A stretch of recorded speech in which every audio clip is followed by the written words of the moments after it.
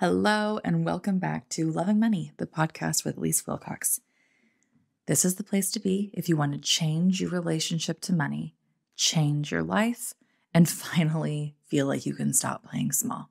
I'm a big believer that literally every relationship in our life is built on the foundation of the relationship that we have with ourselves, including the relationship we have with money.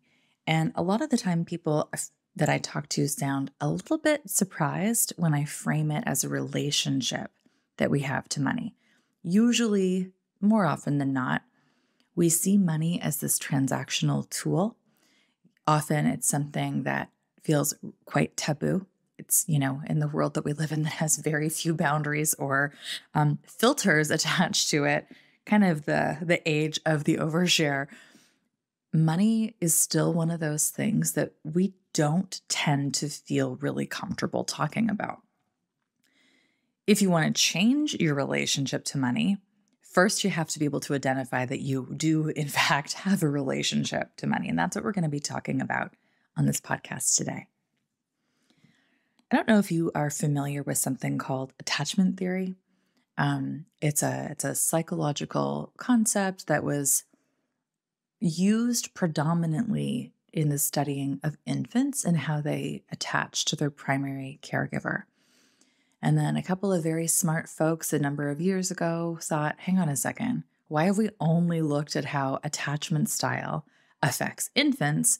Why don't we start looking at how attachment style affects adults? And if you're somebody who is in an intimate relationship or interested in being in an intimate relationship, attachment theory is an incredibly valuable tool for you to understand because it looks at how we first attached or related to our primary caregiver and what that initial attachment looked like or continues to look like in the ripple effects of how we relate to other people, especially in intimacy. So you can be an avoidant attacher, somebody who, may say they want a relationship, but as soon as they get close to one, they run in the opposite direction. I have dated most of the people who fall into that category, and I'm happy to give you further examples if you want to DM me here or on Instagram at Leisse Wilcox. You can have an anxious attacher, somebody who is insecure in terms of their attachment, so they tend to obsess about their partner or their prospective partner, somebody who feels like they're never going to feel secure in that relationship. And so as a result, they tend to overdo it because they're constantly afraid that person's going to leave them. I have been that person in a number of relationships. So again, happy to provide personal insights. Send me a message at hello@leissewilcox.com. And then finally, you have this really coveted attachment style called secure. Somebody who has a secure attachment to their primary caregiver tends to be pretty secure in their adult life, meaning they're pretty good at relationships. They might seem so good at relationships, in fact, that they're a little bit boring because they're actually just really stable. They don't fall within the parameters of the Hollywood, immediate infatuation and I can't live with you style codependency. They're just actually pretty secure in who they are, and they're quite lovely to be in a relationship because there isn't a lot of drama that comes with a secure attacher. Well, I'm going to go out on a limb here and argue that those attachment styles also carry into our relationship or overflow into our relationship with money. So as I said, the first thing we need to do is understand that money is a tool. Yes, we're going to talk more about that on a later episode. Money is also not real. It's something that we made up. And if you look at the banks that have fallen, all the Sam Bankman-Fried crypto stuff that has blown up in our recent times, you can see money's not real. It's totally a construct that we just adhere to in our current society. We're going to talk about that on a later episode. Money, first and foremost, is something that we have a relationship to. We want to believe that it's independent of us, or we want to believe that we don't have to really engage with it beyond using it to get what we need. But If every relationship we have in our life is built on the foundation of the relationship we have with ourselves, what if we started to look at our relationship to money as a reflection of the relationship we have with ourselves? Now, I don't want to make this too heady or too cerebral. I just think it's really fascinating that we can have a relationship with something as inanimate as money, especially when it has these unconscious grips on our life, meaning it has these stories or programs that tend to guide our behavior from behind the scenes, often that we don't know are there. So if we just kind of briefly look at how attachment theory could apply to money, let's look at you as a specific example. When you think about money and you think about your relationship to money, does it feel like you want to just put your head in the sand, like you don't want to talk about it? Maybe you feel like you've never been good at math or you've never been quote unquote good with money. And so as a result, you kind of shy away from it. Does it feel like anytime anything financial comes on the news or in your social media feeds or around the dinner table, what have you, that you're just like, ugh, I don't even want to go there. Like I don't think anybody says I don't want to go there, but just join me in my 90s moment for a second. Does it feel like I just can't? I can't participate in this conversation. I feel like it's not for me. I don't want anything to do with it. Maybe you think money is the root of all evil and that rich people, just like Disney told us, are like always these like evil bad guys that steal. If that sounds like you, that you just don't want to have anything to do with it, and you certainly don't want to look at a bank account or, really dig into how much money you're making or, God forbid, spending, it's very likely that you have, that kind of avoidant relationship to money. What if, on the other hand, maybe you're somebody who is great at earning money, like really good at making it, but you're also really good at spending it. And it feels like there's almost an obsession. Like I can't wait to get more just so I can basically get rid of it. Or how much more money can I get so that I can just spend more of it? Or you're living paycheck to paycheck. Even if you're making great money, you're living paycheck to paycheck and you're kind of using your bank account as your budgeting tool to be like, oh, thank God, I just got that $5,000 payment. Now I can pay off this thing that I already committed to, or I can now buy this thing that I've been wanting. Maybe you're somebody who's like obsessed with money, that you start to check your bank account every day, and maybe overspending is not your thing. Maybe you can't. It's like oversaving is your thing. Like there's a fear of spending money because it feels like I'm never going to be able to afford it. I'm never going to be able to have enough. I have to constantly look at my bank account and go over my numbers to make sure there's enough coming in. And you just kind of can't stop obsessing about it. If either of those scenarios sound like you, that's coming from such a place of scarcity. I would argue that's an anxious attachment to money. I never feel satisfied. It feels like there's never enough for me. I'm anxiously attached to it. Then maybe you're one of the few people who somehow developed a beautiful financial education or an incredible sense of financial literacy through your parents. This is, by the way, phenomenally rare. It is just so phenomenally rare to grow up in a home that talks about money in a really healthy way. I can tell you from my perspective as a strategic business coach, it's just exceptionally rare that people have a naturally healthy relationship with money. We usually, present company included, we usually come to the table with just all kinds of emotional wounding with respect to money. However, if you are one of those coveted few who has a secure relationship to money, you're somebody who probably is comfortable with the notion that there will always be more. There is always enough. You're able to make decisions from that really abundant mindset of, money's not real. It's a thing we made up. I trust in myself. I trust the universe always is protecting me. And there's money coming in. I'm aware of where that money is coming in from. And I'm also consciously aware of how I'm saving it, how I'm spending it. In general, I feel good about that relationship with money. Well, congratulations to you because you have a secure relationship with money. And that is ultimately the place we each want to get to. And that's why this podcast came to be. As I said, as a results-focused strategic business coach, I help women make more money and empower women to be worthy and wealthy in everything that I offer, from private coaching, group coaching, and to a very soon to be launched digital program. So let me ask you this.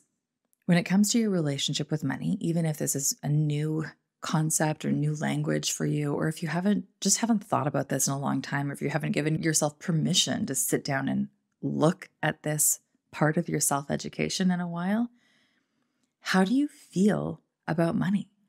When we start to have these conversations, what are the emotions that come up? Is there a racing in your chest? Do you feel that pit of your stomach kind of drop out? What's the name of that emotion? And where do you feel it in your body?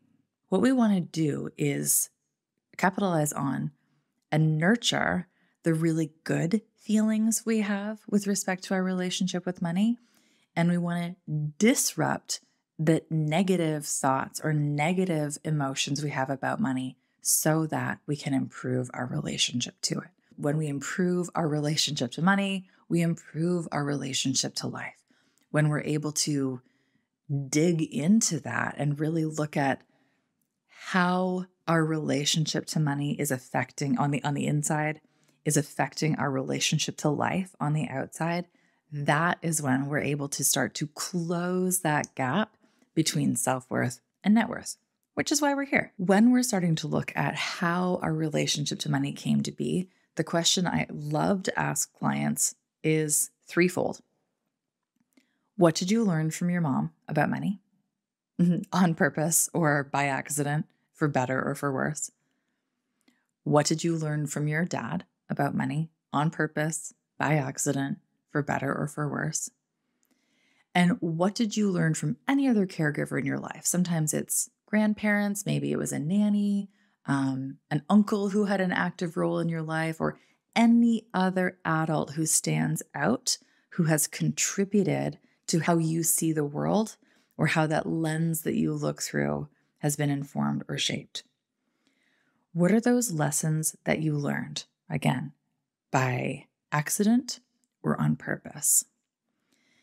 And then look at each of those lessons that you learned from each of those significant people in your life. And yes, by the way, if you're like, literally nothing, I learned absolutely nothing, that is really powerful insight as to what your relationship to money could look like or how it's been informed if there's been no education. You know, I often think if we don't teach a kid to learn the alphabet, we can't later expect that they'll be able to read, right? We have to learn the very basic foundational skills so that we can put them together and play with them and get creative with them and really make them impactful and meaningful. Well, if you were someone who grew up in a household where there was no financial literacy or there was no financial education, we didn't talk about it, we judged it, we shamed it, we hid it, whatever, you can't be expected as an adult to magically create the awareness to talk about money or to have like a really positive relationship with money if you've never been given the basic skills to start participating in the conversation. So have a look at what those family stories are that have informed your current relationship to money, and then start to look at the patterns you have in your life that are dictated by that relationship to money. So, maybe when you're doing this self-reflection, you figure out that, wow, for my mom, money was something we never had enough of. She was always stressed about it. She needed to make sure that we were always saving or getting things on sale. We never did anything or went anywhere. We got used clothing, whatever that is. And maybe the pattern in your life that you see is that you're a reluctant spender, that it's very difficult for you to trust yourself to make a decision, that, you feel like dreaming about a vacation or a beautiful wardrobe or charging what you're worth is out of reach for you, and you allow yourself to stay stuck in this pattern of feeling small, you can start to see the direct correlation between those two things. all you're doing is kind of fulfilling the story that you were taught. Maybe conversely, maybe your father taught you that, hard work is what it takes to get ahead. And you watched him work hard and work harder and work harder still, and he never got ahead. Maybe you start to have that avoidant relationship with money because you feel like it's actually really evil that your dad worked and worked himself to the bone and never got ahead and was constantly taken advantage of. And so what's the point? Because anytime anybody has money, they're going to yield it as they yield power over you, and they will always keep you down. Well, there goes your motivation to ever participate in the money conversation, because your entire experience with money has been negative and frankly heartbreaking. When you can start to look at the patterns in your life and think critically about where those patterns are coming from or what their own origin story would be, you start to have agency over your own relationship to money. For example, what is the story you're telling yourself? And is that story true? How do we look for then examples around you in your current life, your current reality, that are the opposite of what you've learned? If you're coming to the table as an adult with a really negative relationship to money, you can never love it until you decide you're going to change that storyline and therefore change your relationship to money. Start looking for examples in your life in which people are using money for great things. Start looking for examples of people who are wealthy and you respect. Start looking for examples of people who are living lives where it just feels like it's enough. They're not overdoing it. They're not burnt out. They're actually living a pretty peaceful, contented? I don't know if that's a word. A peaceful and content life where they feel fulfilled and they have money and it feels like they have enough money. They're not trying to overdo it. They're not trying to prove it. And they're also not going out of their way to scrimp and save. That's action item number 1. Look for examples of how you can change your relationship to money simply by looking for those expanders in your life that they exist. Action item number 2 is to stop saying things like, I can't afford that, or I could never afford it, or, oh my God, that is way too expensive for me. When we're looking at our relationship to money, it's never about the cost of something, it's about the value. I'm a bit of a brain nerd, and I am really obsessed with how the language we use confirms old patterns of thinking to be true over and over again. So if you come from that background that tells you you can't have anything, you can't have nice things, or you can't afford things, or you'll never be able to live that rich life you've desired because it would feel good for you, you have to get out of the pattern of telling yourself that you can't afford it, because then you're just confirming that to be true over and over again. And the way our unconscious mind works, it's like a viewfinder. It's like we take in millions of pieces of information at any given second. So if our brain were to process all that information, it would probably explode. So our unconscious is designed to work as a filter, like a viewfinder, that what you put in the lens into the machine and you look through at a certain picture and you just keep clicking through. My favorite was the Muppets, so I always use the Muppet example. You're just clicking through your viewfinder lens, looking at different pictures of the Muppets. It feels like that's the only thing that exists because it's the only thing you can see. But we know from growing up with viewfinders as kids, all you have to do is reach into the machine, remove the lens, and put a new lens in through which you can look at. And now all of a sudden you can see pictures of France or of race cars, depending on the lens that you put in. Well, when we're changing our relationship to money, we have to choose the lens we want to look through. And we want to look through a lens that teaches us you're allowed to have the things you want. You're allowed to have dreams that are bigger than yourself, and you're allowed to take action to pursue them. And when every one of those dreams or opportunities or even daydreams is met with, no, I could never do that. I could never afford that. That's way too expensive for me. you're immediately going back to look through that old lens. So I'd really encourage you to use this exercise on your own. What are the relationships you learned from other people in your life, especially in early childhood? And how do those stories or those narratives, those old programs, how do they impact and influence the relationship you have with money today? You'll be able to see that by looking at your own patterns, your own actions, and what that tells you about the relationship you have with money, in addition to the feelings that you have and where you have them in your body.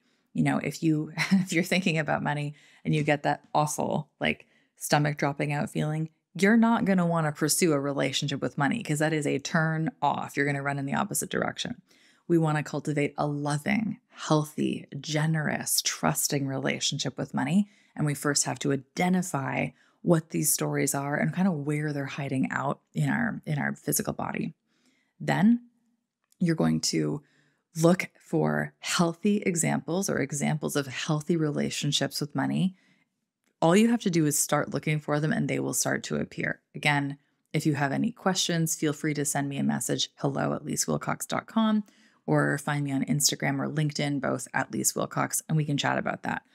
But look for those expanders of people who are living in a healthy relationship to money that you really desire to have, and start teaching your brain that it's safe for you to have that kind of lifestyle, or for you to have that relationship with money. And the last thing is to remove that part of your language that tells you the past is true. That part that, like, oh, all I have to do is hustle, grind, work hard, get ahead, or I could never afford that, or that would never be for me. You want to really be conscious of the language that you're using so that you're not confirming old patterns. And again, you can imagine that you're just basically switching out one of those lenses in your viewfinder brain for a new one that you actually want to see pictures of, not the pictures you've just looked at because they were the only ones you knew existed. How does this land for you? I'd love to know your thoughts on what comes up with those old stories that you learned in childhood, and how you're acting on them now, or how you're changing them now. Because again, when we change our relationship to money, that's when we're able to change our relationship to life and finally stop playing small. So I'd love to hear from you. You can hop over to my website, leissewilcox.com, on Instagram or LinkedIn at Leisse Wilcox, and send me a message. I'd love to connect. I'm pretty obsessed with this conversation and the relationship that we have to money, and I'd love to dig into it with you further one-on-one, or even in a group setting like my mastermind, the Sunshine Club, the place where we heal your relationship to money, double your income, and give you the opportunity to finally stop playing small. Thank you so much for joining me here today, and I hope that you have a beautiful day going forward.